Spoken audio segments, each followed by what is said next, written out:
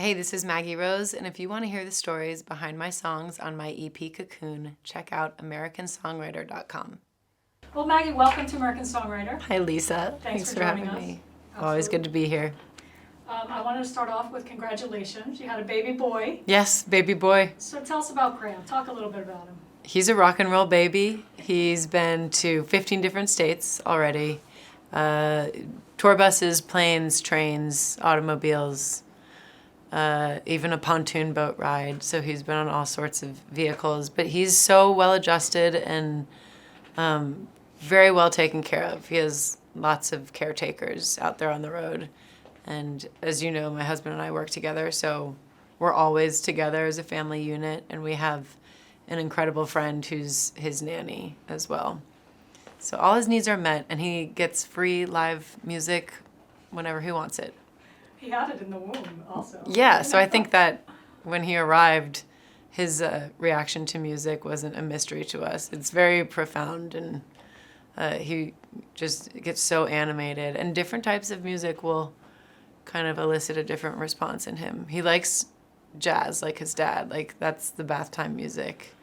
And I'm not talking like easy listening. He likes like the cacophony of just like a New York jazz club.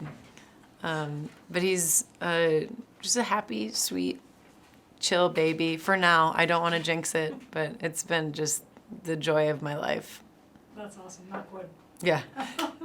So it may be too early to tell or put a perspective on it, but you're 4.5 months in. Has it, being a mother or motherhood or having this baby, changed you musically and songwriting? And if so, in what way? Yes, it has. I think, when I found out that I was expecting, it changed the way that I nurtured myself, just physically. I started taking much better care of myself, much more selective about how I was spending my time. So I think I was curating shows, and if I set time aside to write a song, like, I was going to make sure I was prepared for that creative moment, and not squandering that time and procrastinating it, and really seeing this creative outlet as like a privilege and a luxury. And I'm more ambitious. I think sometimes you characterize a woman in music who becomes a mother as less ambitious, and it's quite the opposite for me, because I have more than just myself and my dreams to support. And I think also the sense of community that I feel with music has been strengthened by this, because I feel like my audience has really celebrated this chapter. And, I've been pretty open and vulnerable and divulging like a lot of what's going on with them, but just to see that embrace of me, because this is like the biggest part of my life, makes me very hopeful and feel like my career is going to be sustainable, because I'm sharing it with people who want to go on a journey with me. And it's relatable. It becomes relatable. Yeah. To them. So Yeah. were you pregnant when you were writing this EP that you have coming out, Cocoon? Yes. You were pregnant at the time. Yes. So let's talk about it. What are we going to hear from Cocoon? And how, if so, is it different than your album, No One Gets Out Alive? Yes. I think the album No One Gets Out Alive, it's a bridge to something else that I'm working on. In Cocoon, I mean, as we all know, metaphorically, it's that chrysalis that contains the being that's growing and changing, and there's a big metamorphosis that I was experiencing. And I think with growth, that also means you need to unburden yourself of like any ill harbored feelings that you have, and also prepare for the greatness that's to come. So writing this was a way to kind of navigate some anger from how some things fell apart surrounding No One Gets Out Alive, but also the resilience that I tapped into when I found out that Graham was on the way, and I recommitted to the music, and we got a Grammy nomination and had all these late night appearances when I was very visibly pregnant and, walking the red carpet at the Grammys.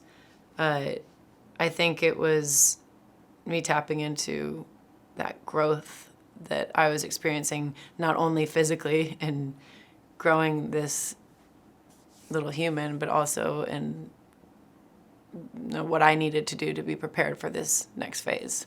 Let's talk about Relentless. You kicked the EP off with the song Relentless. Yes. Give me a story behind that song. That was written several days after I found out that I was dropped by the label that I'd released No One Gets Out Alive with. I wrote it with Chuck Harmony and Claude Kelly, incredible writers, good friends of mine. We wrote a lot of songs together from No One Gets Out Alive. So these are friends of mine. I'm sitting across from them in this room telling them about, how devastated I feel.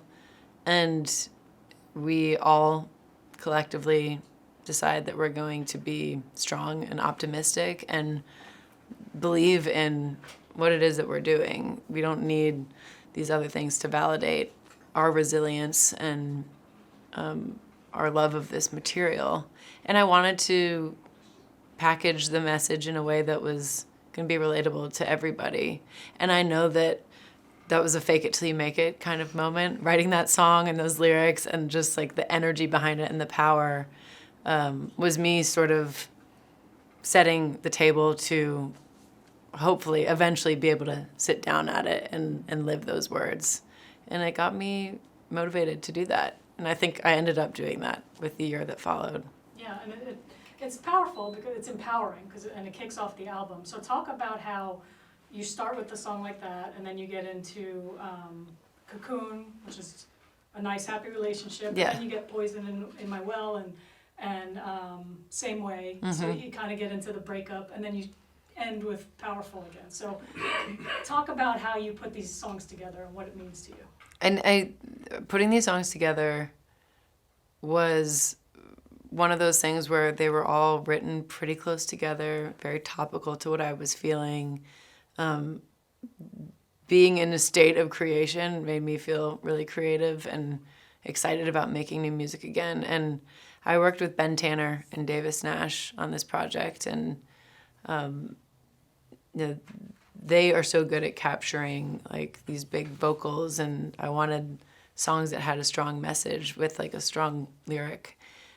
Same Way was about growth and not the easiest aspects of it. I wrote it with Anderson East and Charlotte Sands, and it's sort of a long-term relationship kind of song where it gets into the complications of kind of being alongside someone for a very long period of time and then seeing your paths diverge where maybe they don't want to join you on that path of growth that you're on, and sometimes you have to leave that person behind even though there's still love there, but you're not evolving at the same rate.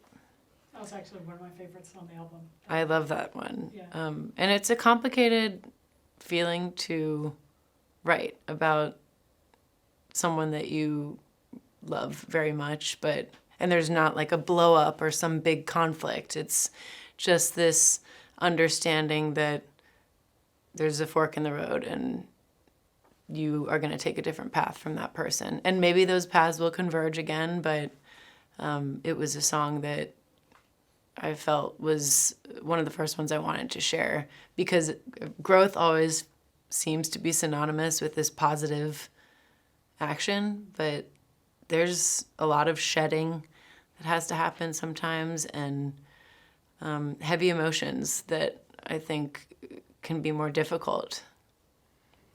So while writing this album, did you learn anything about yourself that you hadn't realized before? Yes, I realized there's a song called Poison in My Well that was born from this habit of mine that even with all these wonderful things going on, I can have a propensity to focus on the naysayers or people that aren't like in the front row cheering you on. And I think being honest with myself, knowing that that was a bad habit that I had to break, while also telling them off in the song was something that I've been trying to break free from doing. Because there's always going to be, like, I don't know why our brains are wired for us to focus on those things. It's not helpful. It's not. There's a line in Pretty Woman that says why is it that the hard things are easier to believe? Yeah. Because you always focus on those hard things. Right. But in this song, you brought in Grace Potter to sing that with you. Talk about that collaboration, how it happened. So Grace is an example of someone who is very good at celebrating other people, and like, I don't know how she has so much energy. She's someone that I even talked to when I found out that I was expecting, because she has her son, Sagan, and she was very honest with me about, every aspect of it, and we just had this really cool rapport, and I wanted to share the new music with her just to get her feedback on it, because I respect her so much and I've always admired her power. And she was so complimentary about the music, and on the phone call, I just asked her on the spot if she would want to sing Poison in My Well with me, and she said yes on the spot. That's who she is. She was like, I think she said it in a very enthusiastic way, and her husband, Eric Valentine, is an incredible producer, engineer, so I sent her the song, and she sent me her vocals and this awesome performance that she had done that transformed the song a day later. So that's how fast she was about it. That's how quickly she jumped in. And it was a dream duet. And I love that it's two women who support each other singing about this idea that, like, come on, like, don't be a negative Nancy. Support people who are enjoying some victories. Don't poison everybody's well. You mentioned just then that her vocals transformed the song. In what way? What did she bring to the song? How is it different than before? Well, first of all, just whenever you hear her voice come in on the second verse, it's exciting. She's got this texture to her voice that is so unmistakably her own. And also this song has like some swagger and attitude, and I can't think of a better person to embody that performance than her. And she does these really cool ad-libs on the end that soar, and we're just kind of going back and forth, and I think it just added a little edge to the song that made it better than what the original version was. Do you have a favorite on the EP? It's really hard. I know, they're all your babies, but... No, I mean, now that I have a baby. actual baby, I'm like, no, we got to make these decisions. I think there's a moment for every song. Same way is mourning, like, a loss that's brought upon by growth. Poison in My Well is, kind of trying to break habits of focusing on the negativity and celebrating those wins. Sting was, specifically written to kind of tell off people who had abandoned me, maybe, in the industry. Relentless, of course, I told you that story. Cocoon is about, being such a busy touring artist, always on the go. Sometimes you really just want to be in your safe place and insulated, and a lot of things have to happen behind the scenes and with the person that you trust the most. And this is such a happy time for my husband and I in our relationship that it just felt good to write like a great love song. And then Fly, I actually wrote with Caitlin Smith and Raleigh Galswick years ago. And it just felt almost like too hopeful, maybe, for that moment. And I feel like knowing that I had an audience in my son with this song, that's how I wanted to end it, was triumphant. And like the growth of this stage has been completed. And, it feels triumphant at the end with that song. So it felt like the right time finally. And I know Caitlin and Raleigh were happy that I finally put it out, because we all have loved that song for so long. Yeah, it's a great song. Definitely a great way to end it. Because you kind of started off empowering, like, Yeah. go back, kick ass, and then you end it that way too. Like, you can do this. Yeah. And it's kind of like coming out of the cocoon, I guess, really. That's right. Right? Yeah. Did I get that right? You did. You nailed it. So I did also want to talk about, you reimagined I Can't Make You Love Me with Vince Gill. Mm-hmm. So talk about how that came together and working with Vince Gill.